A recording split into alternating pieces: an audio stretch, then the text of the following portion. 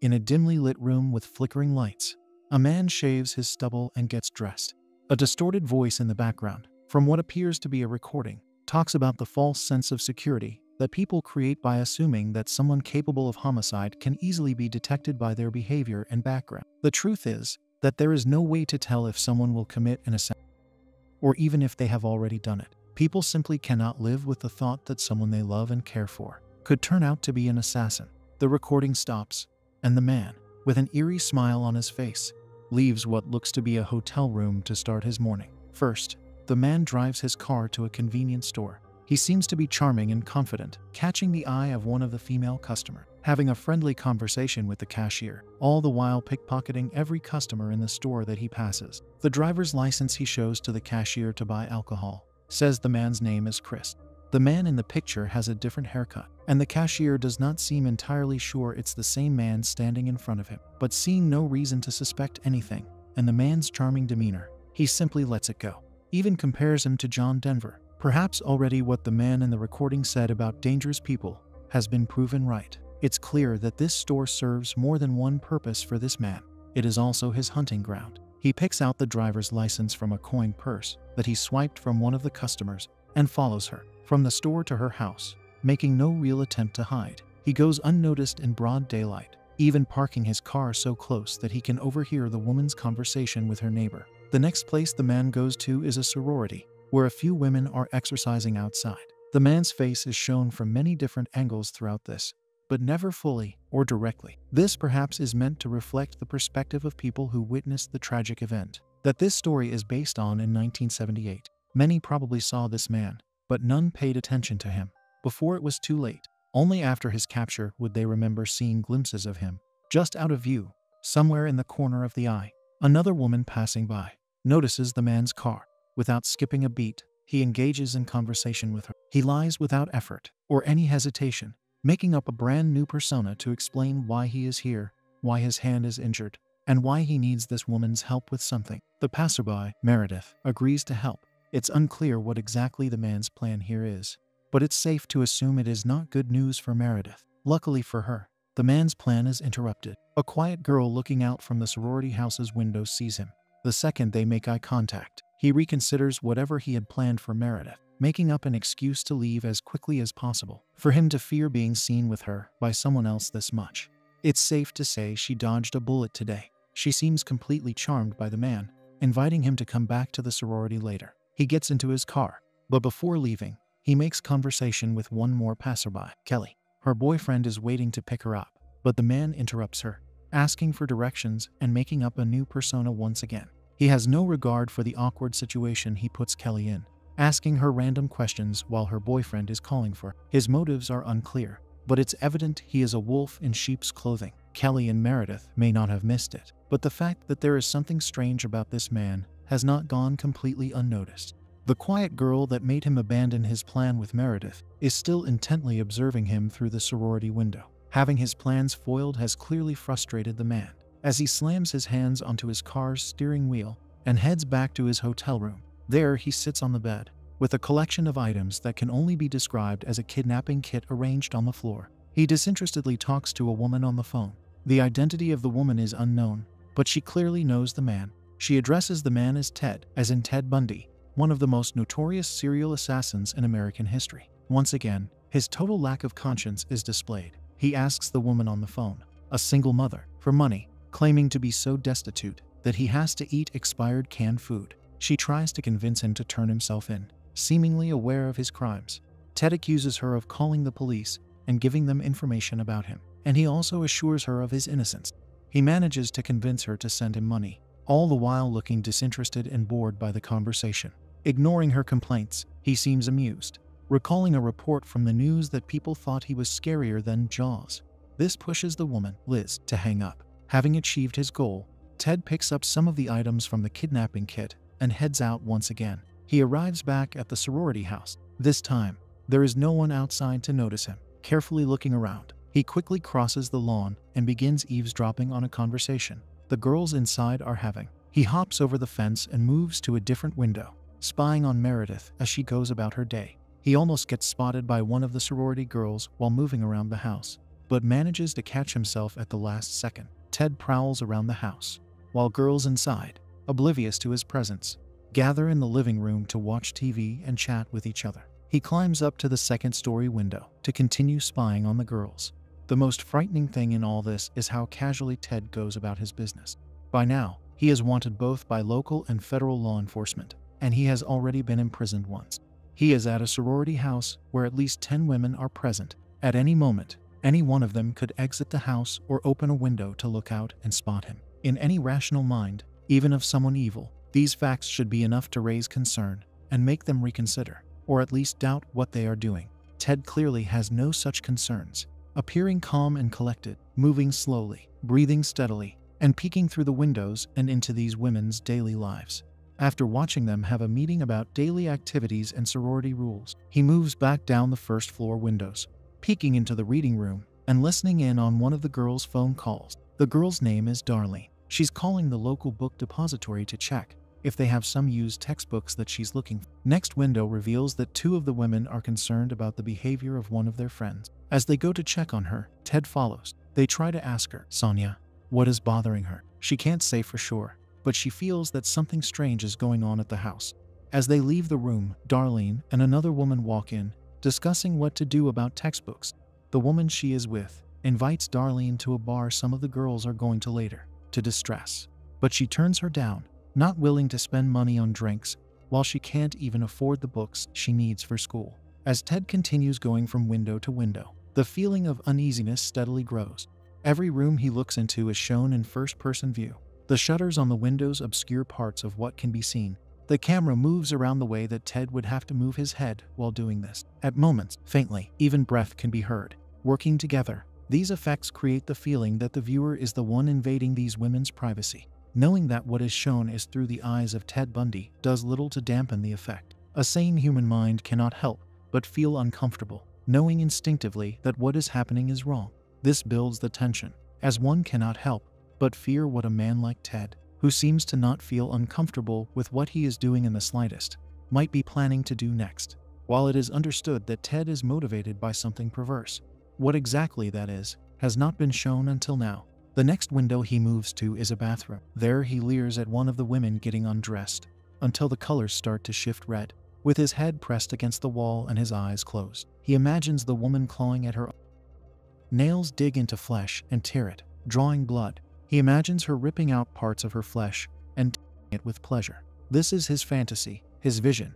He can barely contain the excitement he feels at imagining the woman rip her and plunge her hand into her.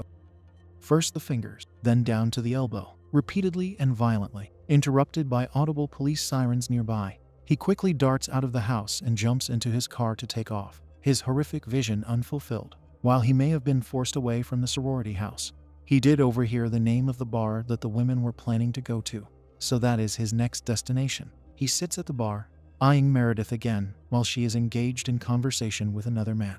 The woman who invited Darlene to come here, Nancy, walks up to the bar and sits next to Ted to drink. Immediately, his attention turns to her, and he starts flirting with her. He comes off as charismatic and smart, guessing the football team she is a fan of, based on her accent and clothes.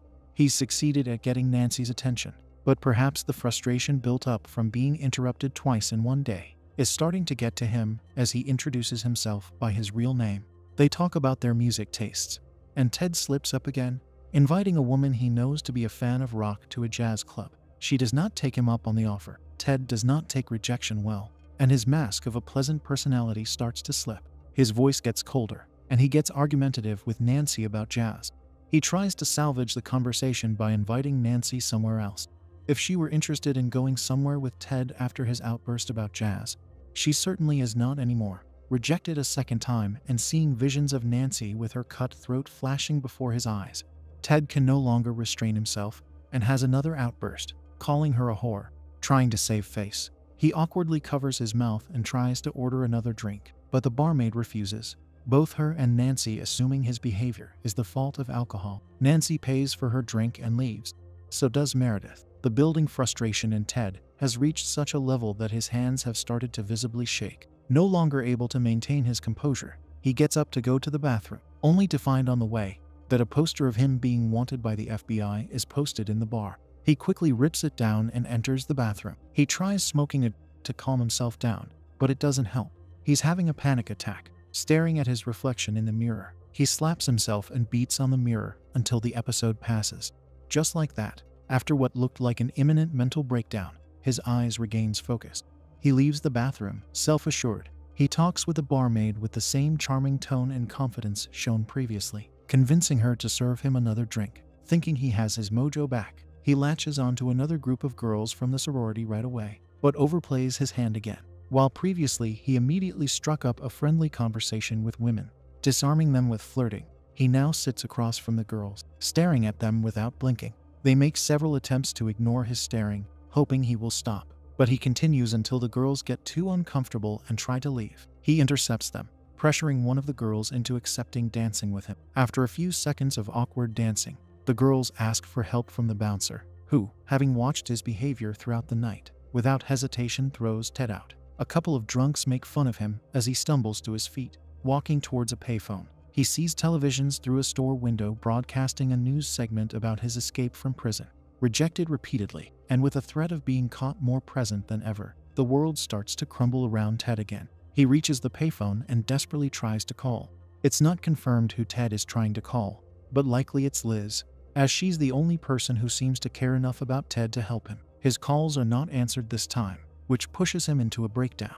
As all sound, except his heartbeat and police sirens fade out, he lashes out. He is yelling, hitting, and spitting at the phone, until he manages to regain his composure again. He gets into his car and drives off. At 3 in the morning, he arrives back at the sorority. While he is waiting to get out of the car, one of the women walks out of the house and leaves. By pure luck, she's avoided whatever gruesome fate awaits for the women inside the sorority, using the same route through which he snuck in last time. Ted quickly finds his way to one of the windows and starts looking through.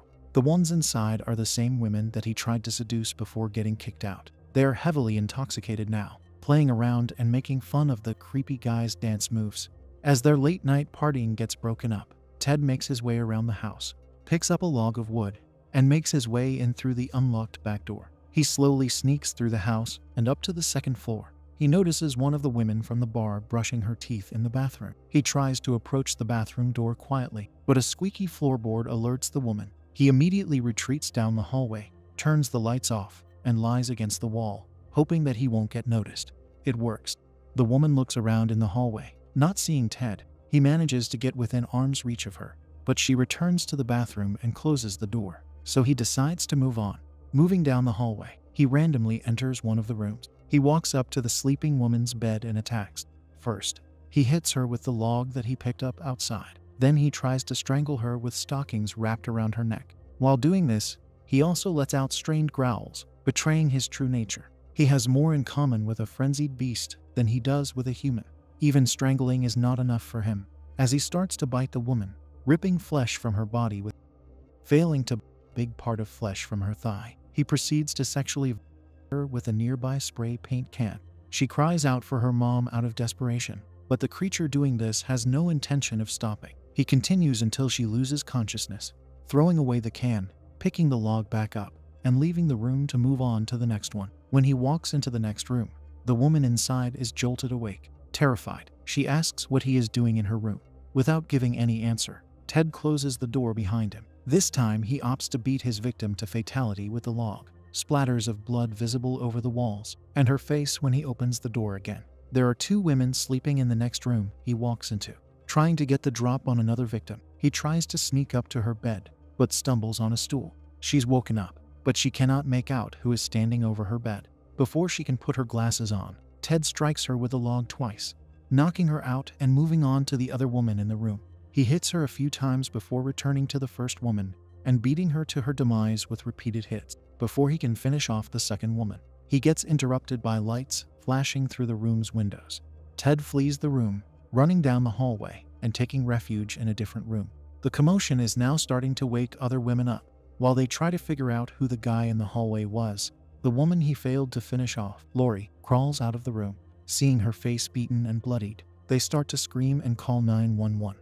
Ted uses the distraction created by this to run out of the house, get in his car, and take off. His next destination is the house of the woman he saw at the start of the day, a random customer from the convenience store. Before getting out of the car, he puts a stocking on his face to appear like a robber. He gets into the house and stalks the woman from the shadows. He watches her make peanut butter sandwiches and sit down to watch television. Going through the house while she is distracted, he finds her bedroom. He pulls out pairs of her underwear from the drawer and lies down on the bed, rubbing them over his face, sniffing and licking them, convulsing with pleasure. Taking the stockings he used as a mask, he wraps them around his hands and sneaks up on her, using the stockings to strangle her from behind. He at her as she tries to grasp for air. He proceeds to punch her repeatedly, throws her down on the floor, and starts choking her with his hands. He ignores the ringing phone and knocks on the door, everything in the world being drowned out by his bloodlust, until he's forced to flee again. Hearing one of the doors in the house open,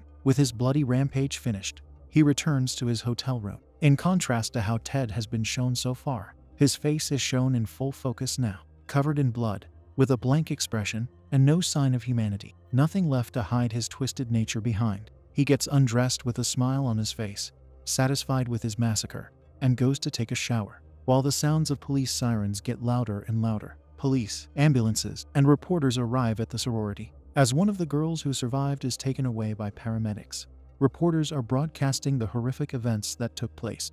Detective O'Connor instructs the women not to talk to each other until they have been interviewed. Detectives try to question them, but what happened has left them all in shock and traumatized, barely able to answer questions.